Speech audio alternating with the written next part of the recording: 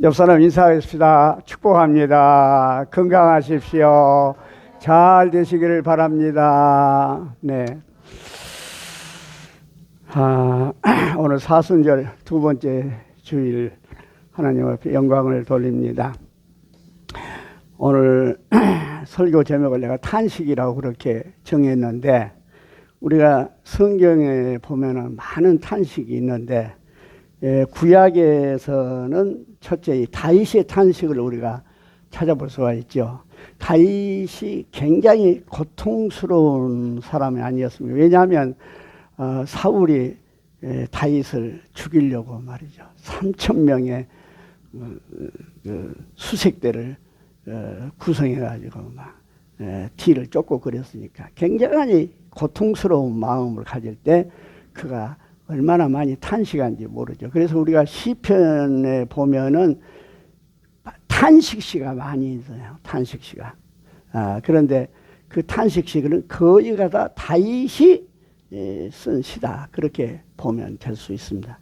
두 번째로 구약에서 우리가 탄식을 이야기한다 하면 욥을 이야기할 수가 있어요.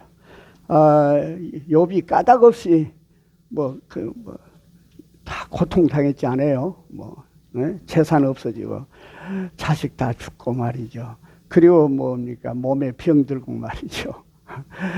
그랬을 때 그 욥은 한 번도 하나님을 원망하거나 하나님을 비난한 적이 없는데, 그러나 그의 영혼의 애로움은 한량 없었지요. 그래서 우리는 욥의 탄식을 욥기에서 찾아볼 수가 있는 것이고, 그 다음에 우리가 이야기하는 에레미야의 탄식을 우리가 이야기할 수 있어요. 에레미야는 눈물의 선지자로 이야기하지만은 바로 바벨론에 의해서 남왕국 유다가 멸망당하려고 할 때에 그가 아주 그 극도의 슬픔, 나라가 멸망당하는 그 극도의 슬픔을 그가 탄식하고 있는 걸 볼 수 있죠. 요즘 우리가 우크라이나라는 나라가 러시아의 침공을 받았는데, 아마 우크라이나 나라에서도 거기 천주교가 대부분이니까 아마 특별히 위대한 성직자들이 에레미야 같은 탄식을 지금 하고 있지 않을까 하는 생각을 해봅니다. 그리고 우리가 신약에 들어오면은 유일하게 이제 탄식을 대표적으로 말할 수 있는 사람이 있다면 바울이라고 그렇게 이야기할 수가 있지요. 그래서 바울은 로마서 8장에 보면 성령께서 탄식하신다 그런 이야기도 하고, 성령이 우리를 도우시고 이끄신다 그런 이야기를 하는데, 곧 우리가 로마서에 있는 바울의 탄식을 우리가 들어보면은 탄식 그 자체가 기도인 것을 우리는 알 수가 있습니다. 사실 그렇지 않아요? 우리가 힘들고 어려운 일 당하면 나도 모르게 주야 그럴 때 우리 있지 않아요? 그게 바로 기도라고 말이에요. 탄식이 기도다 그렇게 이야기를 할 수가 있겠습니다만은, 특별히 한 구절을 이야기한다면 바울의 탄식은 로마서 7장 24절. 오호라 나는 공고한 사람이로다. 이 사망의 몸에서 누가 나를 건져내랴. 바울의 아주 깊은 탄식을 우리는 여기서 들을 수가 있습니다.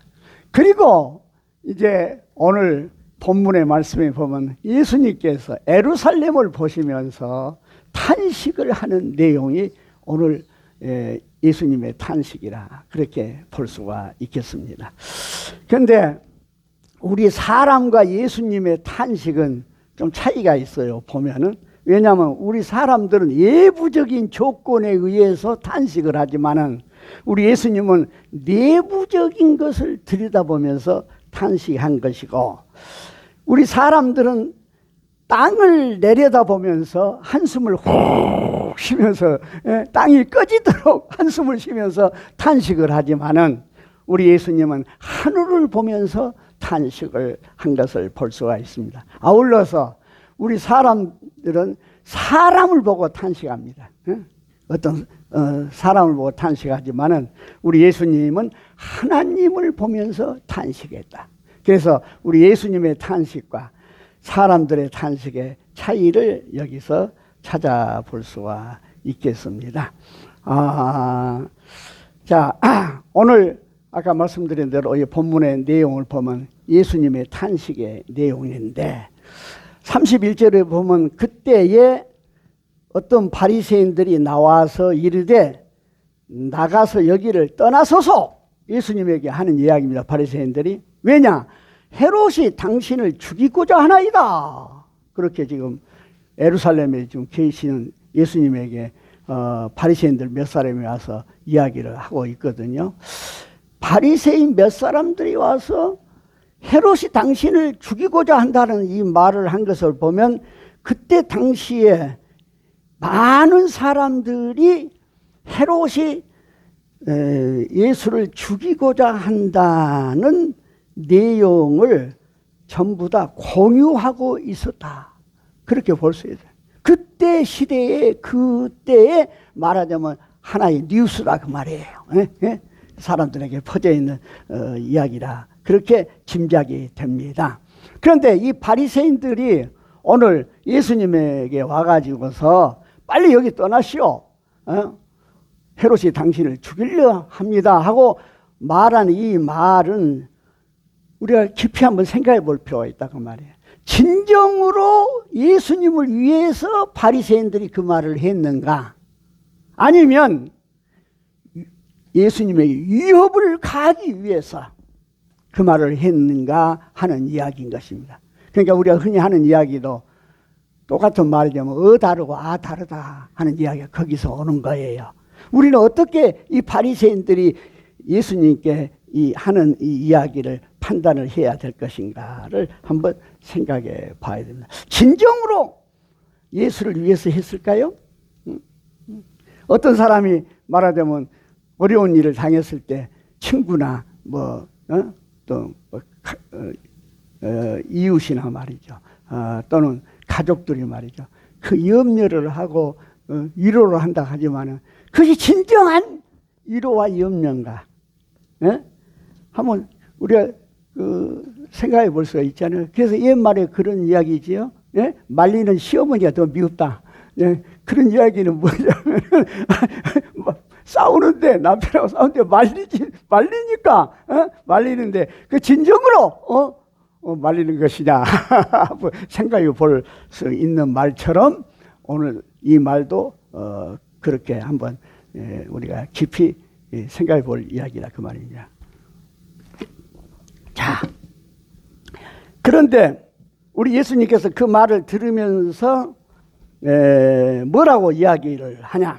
너희는 가서 저 여우에게 이르되 오늘과 내일은 내가 귀신을 쫓아내며 병을 고치자 제3일에는 완전하리라. 이렇게 예수님께서 대답을 하신다 그 말이에요. 저 여우에게 전하. 이 여우는 뭐냐면 헤롯 안티파스입니다. 헤롯 대왕이 아니에요.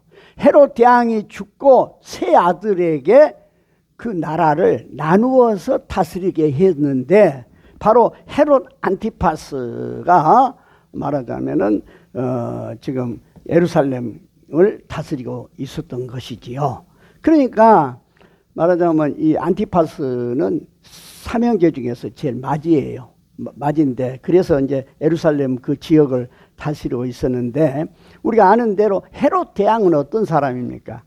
헤롯 대왕은 예수님 탄생했을 때 그 근처에 있는 베들레헴 근처에 있는 영아를 전부 다 말하자면 학살해서 죽였지 않아요. 그 무서운 사람입니다, 이 사람이. 그래서 그 헤롯의 피가 그 자녀들에게도 흘러 들어갔다고 볼 수 있는 거예요. 그래서 이 헤롯 안티파스는 우리가 아는 대로 헤롯 빌립이 동생인데 로마에 가 있는 동안에 그 제수 씨를 말하자면 아내로 맞이해 가지고 결국은 그 어떻게 됐습니까만은 세례 요한의 목을 친 사람이 누구냐면 이 헤롯 안티파스라 그 말입니다.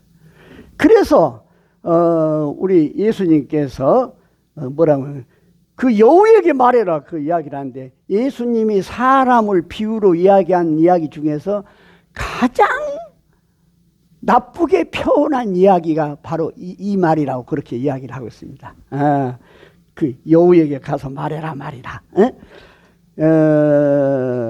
그리고 후에 이 헤롯을 안티파스를 예수님이 만난 적이 있어요. 예? 십자가를 지기 전에. 그때 예수님은 헤롯이 이런 말을 하고 저런 말을 하고 추궁을 했지만 일제 침묵을 지켰습니다. 너하고는 말할 것이 못 된다 그 말이죠. 예?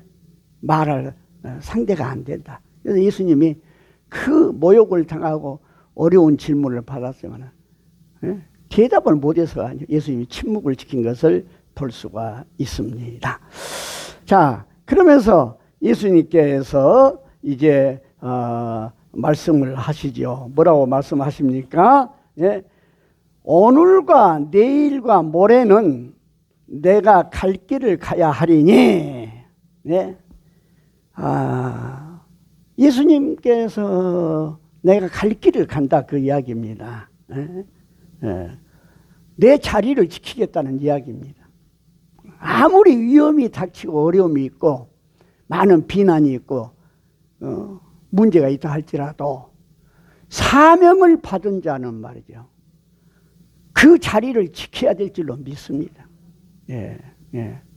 하나님이 내게 사명을 주셨다 하면 그것이 참 십자가를 지기 어렵고 힘들다고 할지라도 내가 그 자리를 지켜야 돼요. 예수님께서 그걸 떠나셨습니까? 위험하다고 해가지고? 아니죠. 뭐라고 이야기를 하냐?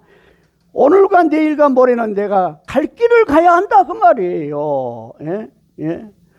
그건 뭐냐 하면은 내가 귀신을 쫓아내며 병을 고치다가 3일에는 완전해지리라. 그러니까 그 예수님께서 축사 귀신을 쫓아내고 병을 고치는 치유의 사역을 나는 계속하겠다 그 말이에요. 왜? 하나님 나라의 도래를 위해서 그 일을 계속하겠다 그 말이에요. 그리고 뭐라 합니까? 제3일에는 내가 완전히 여기서 예수님의 부활을 이야기하고 계십니다. 그래서 우리에게 중요한 신앙은 뭐냐면 3일의 신앙을 가져야 돼요. 할렐루야. 여러분 아브라함이 이삭을 모리아산에 바칠 때 며칠을 간절해요? 사흘길 3일을 걸어갔다 했어요.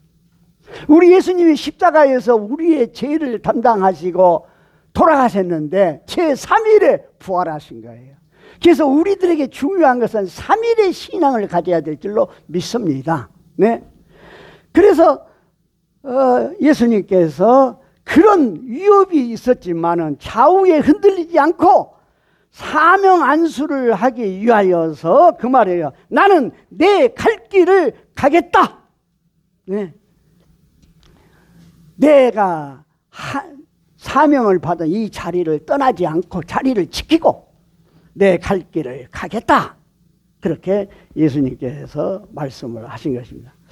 그러므로 우리가 여기서 깨달을 수 있는 것은 뭐냐면 예수님이 십자가를 지신 것은요, 어떤 그 사탄의 억압에 의해서 인간의 관계에 속아서 고난당하고 십자가를 진 게 아니에요. 오늘 말씀하셨죠?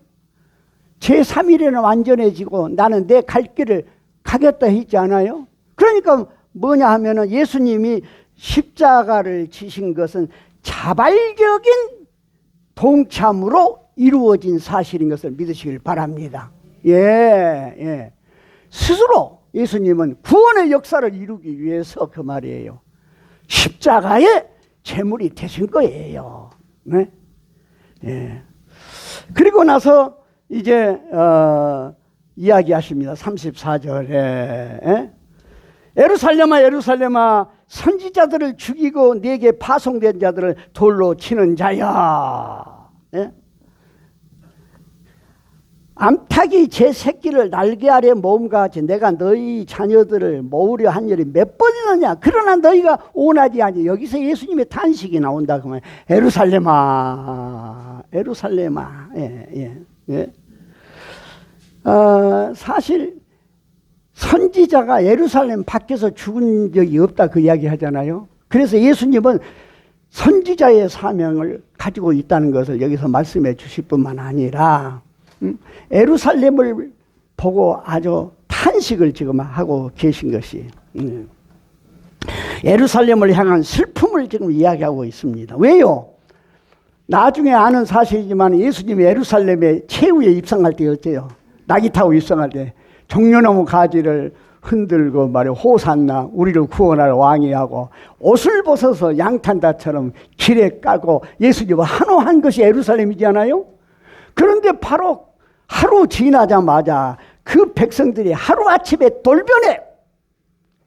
그리고 뭡니까?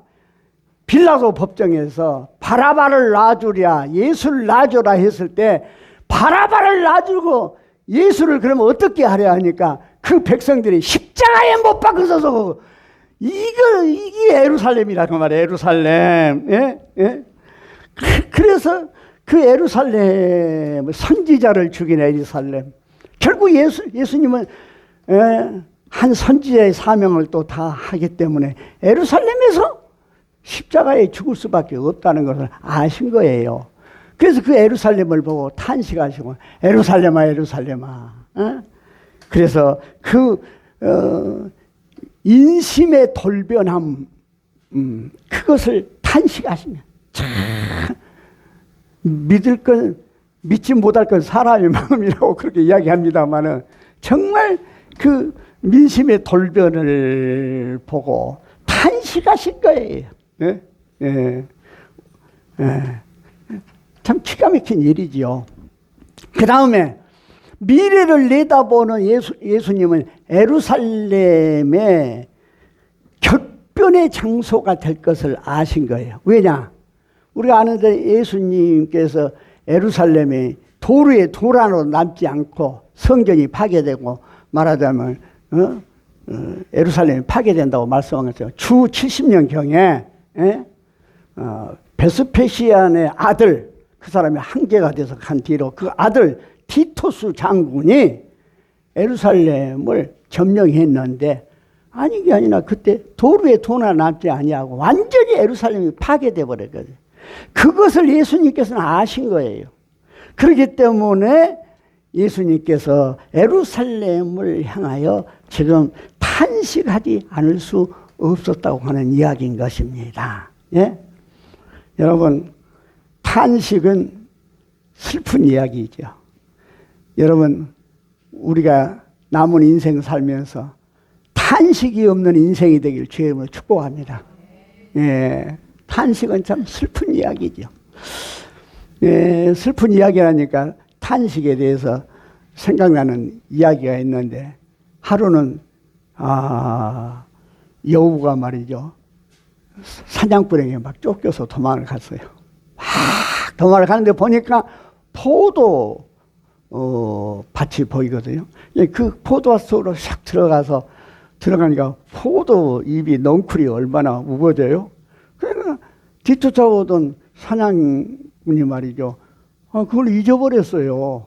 잊어버리고 그냥 이제 포기하고 내려가는데 그 사냥꾼이 내려간 것을 보고 아예 도망치고 이렇게 다니다 보니까 여우가 얼마나 배가 고파서요. 보니까 포도잎이 얼마나 무성하고 좋아요. 그래서 이 여우가 포도를 따먹고 포도잎을 이렇게 갉아먹는데 아니 포기하고 내려가던 사냥꾼이 그 소리를 들은 거예요. 그리고는 야 이놈이 여우가 제가 숨어 있거나 와서 보니까 아니 여우가 있거든. 그래서 총을 겨눠가지고 여우를 쏠라고 할 때 여우가 한 마리 있어요. 나를 살려준 포도나무를 포도잎을 내가 먹었으니 나는 죽어서 마땅하겠구나. 그렇게 탄식을 하고 이 여우가 죽었다는 이야기가 있습니다. 어떤 탄식은 슬픈 이야기입니다. 예수님께서 예루살렘을 보고 지금 탄식합니다. 왜냐? 과거의 예루살렘은 말이죠. 성전이 있는 곳이고 정말 평화가 깃든 곳 아닌가요? 예루살렘 평화가 깃든 곳 아닙니까? 그런데 정말 그 화려하고 명성이 있었던 예루살렘이 과거와 달리 지금은 말이죠. 로마라고 하는 예적이 와서 다스리고 말이죠. 항상 공포에 떨고 말이야. 서로 밀고 하고 서로 살겠다고 말이죠. 그러면서 뭐 죄악이 가득한 도시가 되었으니 죄값은 사망이라 했죠. 결국은 이 도시는 소돔성 고모라가 죄로 멸망했지 않냐 그 말이야. 이 도시는 앞으로 멸망을 할 수밖에 없다고 하는 그 사실을 알았을 때에 어때요? 예수님이 탄식이 저절로 나올 수밖에 없었다고 하는 이야기인 것입니다. 예? 그러면서 예수님께서 탄식을 계속하니 34절 에루살렘아 에루살렘아 선지자들을 죽이고 내게 파송된 자들을 돌로 치는 자여 암탉이 제 새끼를 날개 아래 모음같이 내가 너희 자녀를 모으려 한 일이 몇 번이느냐 그러나 너희가 원하지 아니하였도다 하면서 예수님께서 탄식을 하신 거예요. 사실은 우리 예수님은 온수까지 사랑하신 분 아닙니까? 그래서 우리 예수님은 예루살렘의 죄악을 알면서도 그 예루살렘과 유대인들을 이스라엘 백성들을 가슴에 품으려고 암탉이 병아리를 품되 했지만은 많은 기회를 주고 줬지만은 말이야 그 예루살렘 사람들은 깨닫고 돌아오기를 바랬지만은 그러지 않았다 그 말이에요.